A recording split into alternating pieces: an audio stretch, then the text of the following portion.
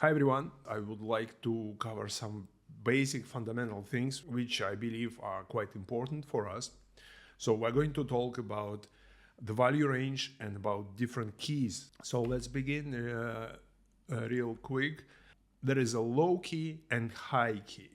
And low key means that the picture is predominantly dark, or let's say the dark group of values, the let's say lower side of the value range is dominating the picture.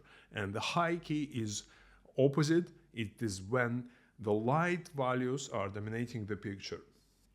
It doesn't mean that there are no darks or lights in such paintings. As you can see to the left, there is a Caravaggio painting, and we can see that in some areas the lights are pretty bright, but generally, especially the background, the painting is quite dark. So this is the perfect example of low-key painting. And to the right, we have Rubens, which is also, it shows different values. There are darks, there are midtones, and there are a lot of lights. But this painting is generally optically predominantly light, so we can call it high-key painting. Let's have a look at these examples from Buguro. To the left there is a low-key, and to the right there is a high-key painting. I think the difference is pretty clear. So we can say that high-key very often means very bright background, very light background. Another examples from Sargent this time. Low-key painting to the left and high-key painting to the right. Both are indoors, because if we go back to this Buguro, we can say that, okay, the high-key painting is supposed to be outdoors, means a lot of bouncing light from the sky. Here, with Sargent, we have two paintings, both indoors, and the right one is high-key, while the left one is low-key. Again, very often, low and high keys can mean something like mood, or sometimes more or less dramatic narrative, or any kind of ideas. But it is not the rule. So it can be really light-hearted, let's say, painting, but low key, or very dramatic painting, high key. So yeah. Here, Emile Frian, low-key painting to the left, a lot of flowers, a lot of playful things, doesn't look really dark or moody. For the right one, it is the high-key painting, and for me personally, the right one is probably more sad, more moody than the left one. So you see, there is certain melancholy even in the high-key painting. So the key usually means abstract design. So that was about low key and high key. I hope it was quite clear. So now let's talk about the range. Here is an example of the paintings when value range is not wide. If we look back again, let's say to Caravaggio here, the range is pretty wide. We have very dark values and very light values as well. So technically, the range is quite wide, and Rubens as well. But here, with Whistler's landscapes, we see clear example of condensed range. And you can see on the diagram below the paintings the actual range of the values. So we are using, in this case, we are using much compressed, condensed value range for our composition.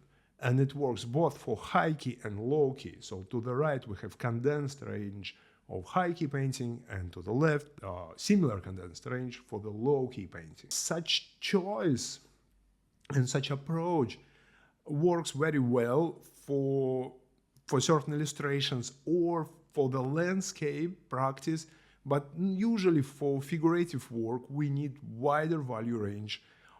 Because there are darks and lights in the skin or in the costume, and we need the skin to glow or the form to turn. So in this case, we are also using condensed range, but we are not doing it for the whole picture. We are dealing with what I call custom value range. So I pick up these examples of custom range here. They're quite extreme, but they are clearly showing us this idea.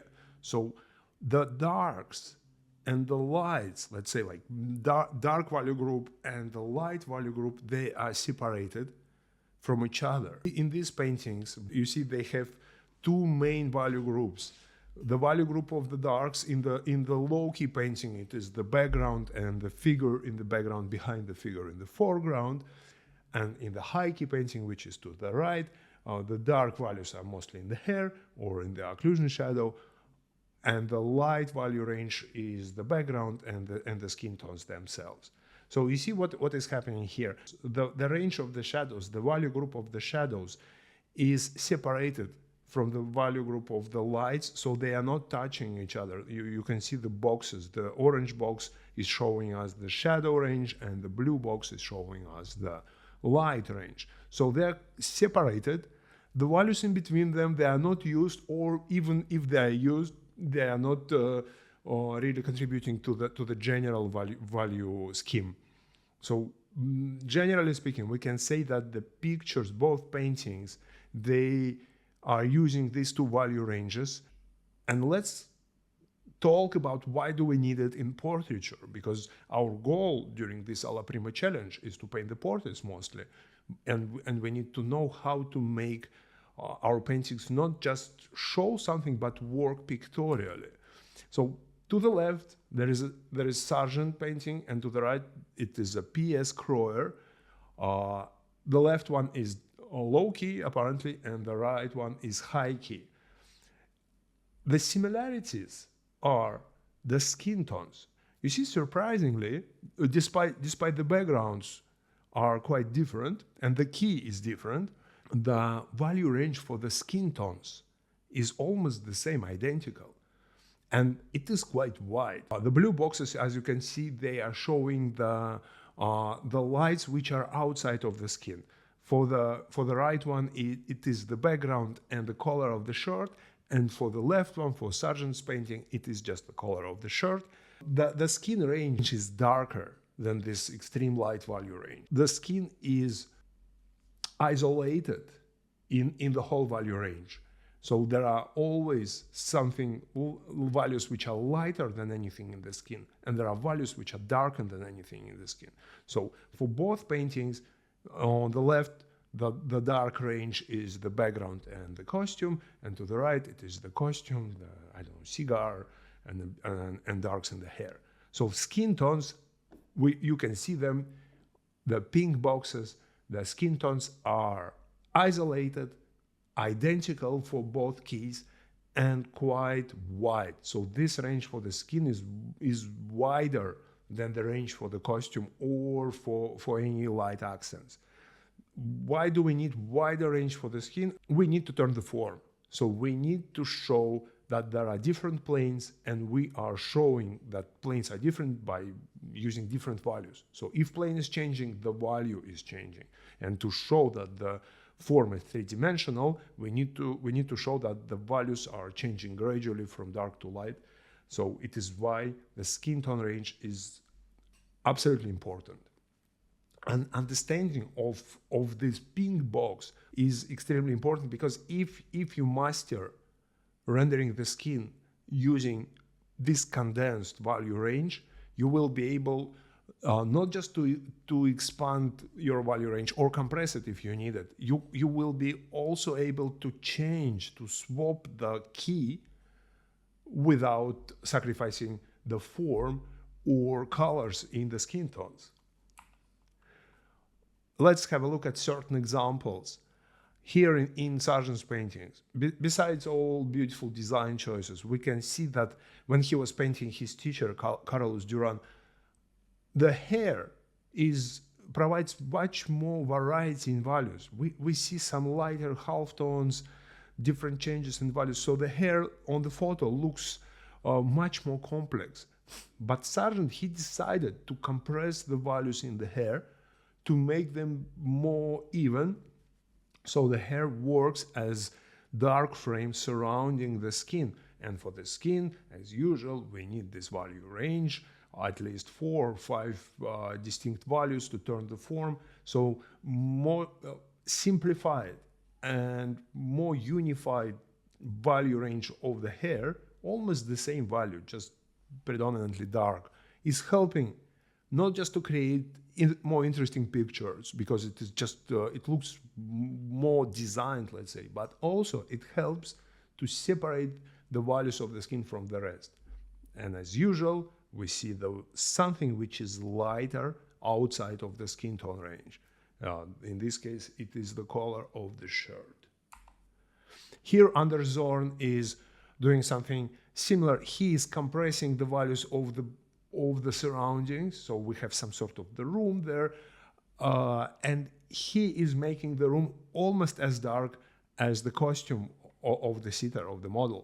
So again, if we squint our eyes, we see that everything starts to blend into each other, except for the skin tones, the paper on the table, the tablecloth, and other important things.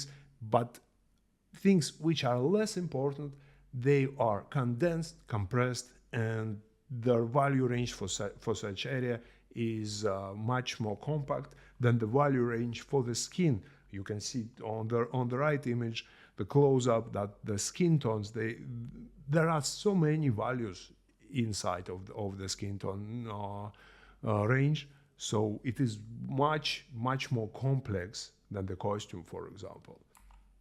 Here, Émile Frian is combining all the values and creating uninterrupted big shape of darks, separating the image into three parts. Let's say we have bottom part, we have middle part, and we have top part. And graphically, they provide very dramatic and interesting composition.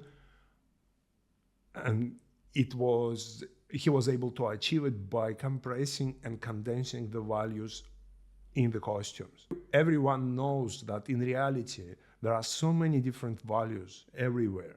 And even in the shadows, especially in the shadows, if we stare into the shadow for quite time, we will see so many things, but they are going to distract us.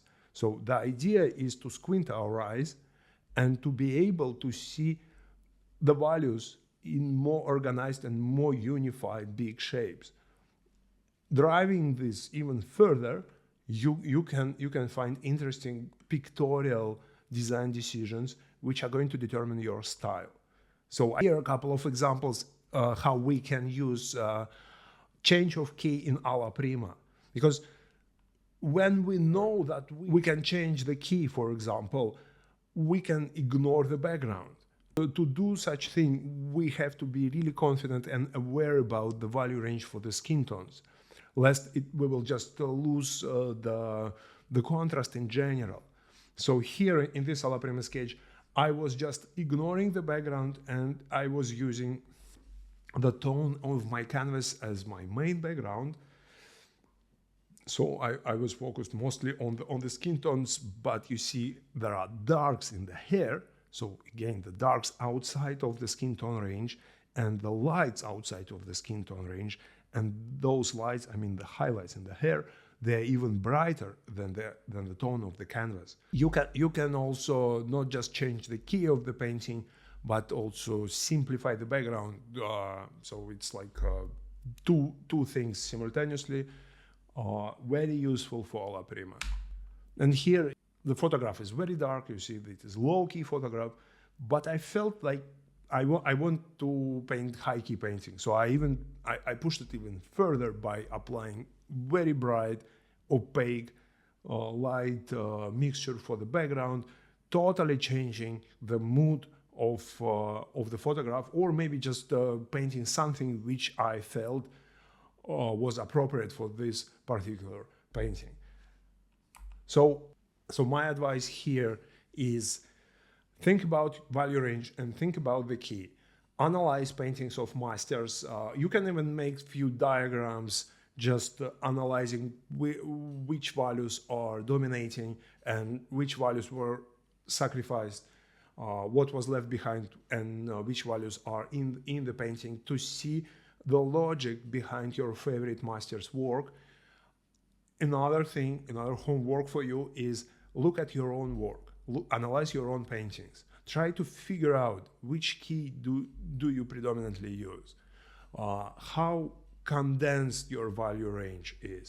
Are you using all the values, or your values in your paintings are more condensed and you are combining them in big areas of certain values and certain value groups? And try to think how you can improve your own work just by looking at it and trying just to combine. Try to think how you can simplify certain areas. Will it help to improve the compositional quality of the painting?